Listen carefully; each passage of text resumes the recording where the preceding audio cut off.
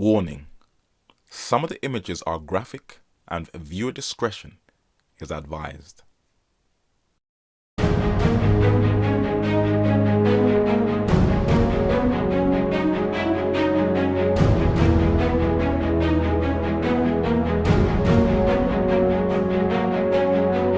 Ladies and gentlemen, please remain standing for the singing of our national anthem by award-winning artist Beyoncé, accompanied by the U.S. Marine Band. Following the national anthem, please remain at your place while the presidential party exits the platform.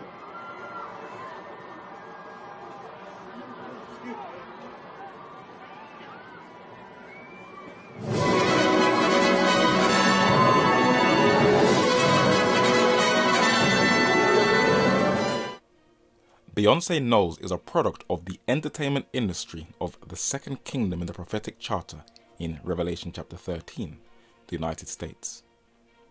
In the previous study on entertainment versus eternity, we saw how some of the most influential entertainers use their energetic and enticing persona to teach this current generation to reject God. Beyoncé is a little bit more subtle. She sends mixed messages, and it is quite sad that people just can't see. She is attractive, and she uses her Afrocentric physique and well-timed choreographed movements to send the wrong signals to men. Whether she is aware of the impact it has, we don't know. But while she is portrayed as this strong, fierce, no-nonsense independent woman as the media presents her, she is really a tool of a male-dominated industry, where she is used to sexualize and to corrupt young girls. What is even more scarier is that over the years, Christians have fanatically and zealously defended her because of her outward profession of Jesus. In the British newspaper The Sun in the year 2003, it labels her as a devout Christian. But the Christianity she promotes is not the apostolic one, but paganized Christianity, which is today called Catholicism. Prayer beads, which is repetitive prayers that Jesus instructs against in Matthew chapter 6 and verse 7, and the burning of candles that represents the immortality of the soul. In 2014, she collaborated with her former Destiny's Child bandmates and sang a song, "If Jesus Says Yes, Nobody Can't Say No," and she lures Christians into believing that she is representing Jesus. I'm not worried about a thing, 'cause I know you are guiding me. Where you lead me, Lord, I will go. I have no fear 'cause I know who's in control. There's no limit to what you can do, 'cause it all belongs to you. Yes, it all belongs to you. You're almighty and all powerful, and it all belongs to you. Yes, it all belongs to you. When Jesus says yes, nobody can say no. When Jesus says yes, nobody can say no. When Jesus says yes, nobody can say no. But in the same year, in 2014, in a video called Yours and Mine, a voiceover of a compilation of her videos, she not only sounds like a torn soul, a slave to the music industry who conforms to make herself relevant, but she confesses her true worldviews. She is not a Christian, but a humanist. When you're famous, no one looks at you as a human anymore. You become the property of the public. There's nothing real about it. You're no longer afraid of going to certain places in your body, in your mind, in your soul that may make you feel uncomfortable. I always consider myself a feminist. I consider myself a humanist. What exactly is a humanist? According to the concise Oxford Dictionary, A humanist is an adherent of humanism.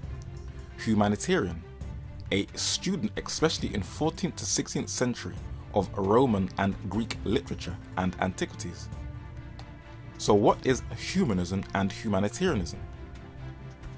Humanism is a devotion to human interests, a system concerned with human, not divine or supernatural matters. According to the Virtues English Dictionary, a humanist is one who studies the humanities as opposed to sacred studies. And a humanitarian is one who has a great regard or love for humanity, a philanthropist, one who denies the divinity of Christ and believes him to be a mere man, one who maintains the perfectibility of human nature without the aid of grace. There seems to be a contradiction between Beyoncé and her husband. They don't seem to be singing from the same song sheet. The reality is, she is faking it. While she lures naive Christians into believing that she is a professed Christian when she is a humanist, her husband Jay-Z blatantly says, Jesus can't save you. Life starts when the church ends. When Jesus say yes, nobody can say no. When Jesus say yes, nobody can say no. Hail Mary to the city, you're a virgin, and Jesus can't save you. Life starts when the church ends. Came here for school. The antiquities of Rome and Greece has made a home in modern day urban videos, where they are blatantly worshipping the serpent. But what did the Romans and Greeks teach?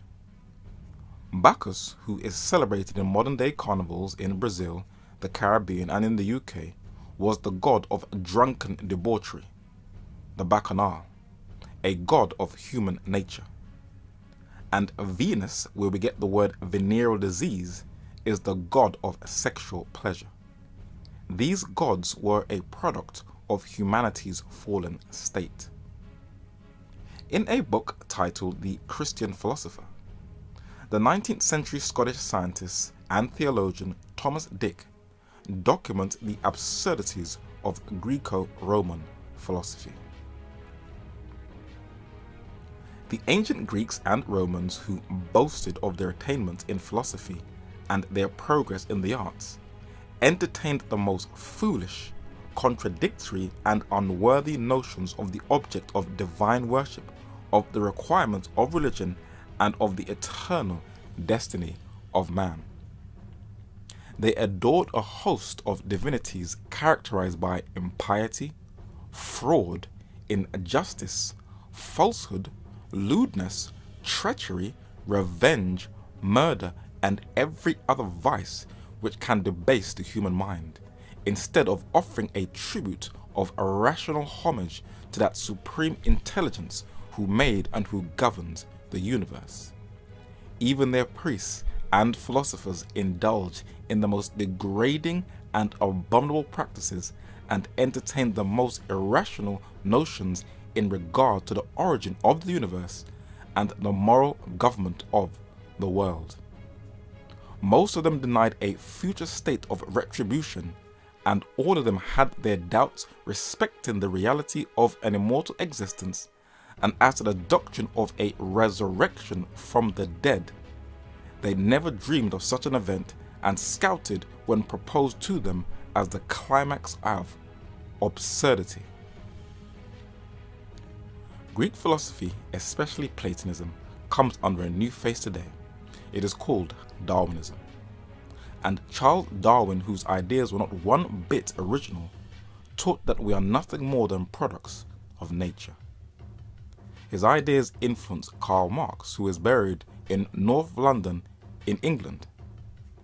And Marxism also teaches that we are also products of nature and that religion is the opium of the people. And he promoted dialectical materialism. Sigmund Freud also taught that we are products of nature and our whole reality is erotic and sensual. What have these humanistic ideas done for the enhancement and benefit of mankind? Let the secular world explain itself for themselves. In The Economist magazine, dated to December 24, 2005, this is how they described the philosophies of these highly revered so-called intellectuals. The social Darwinists thought that measures to help the poor were wasted, since such people were obviously unfit and thus doomed to sink. Darwinism had to tiptoe around the issue of how human society and behavior evolved. Of the three great secular faiths born in the 19th century, Darwinism, Marxism, and Freudism, the second died swiftly and painfully, and the third is slipping peacefully away. Well, they said it, argument done. Most are totally unaware that the objective of the New World Order is to reprogram your worldview. And to the sincere Christian out there, those who are striving and those who are struggling, how many of us over the years have been influenced by the mass media, the peer pressure to conform so that you're not seen as a killjoy, not just by secular friends, but even by Christians also. The law of embracing the secular views of Western education so you feel intelligent among your peers. The subtle and the sad Laodicean compromising, apostasy and backslidings in the churches. So we have all been influenced, even if we try and put on a holier-than-thou facade in front of our Christian peers. And to truly stand for Jesus in this time of Earth's history without compromising is not going to be easy. And if we are going to be truthful with ourselves, it is going to get a lot harder. But it is better to be honest with ourselves and ask God this sincere question. Search me, O God, and know my heart.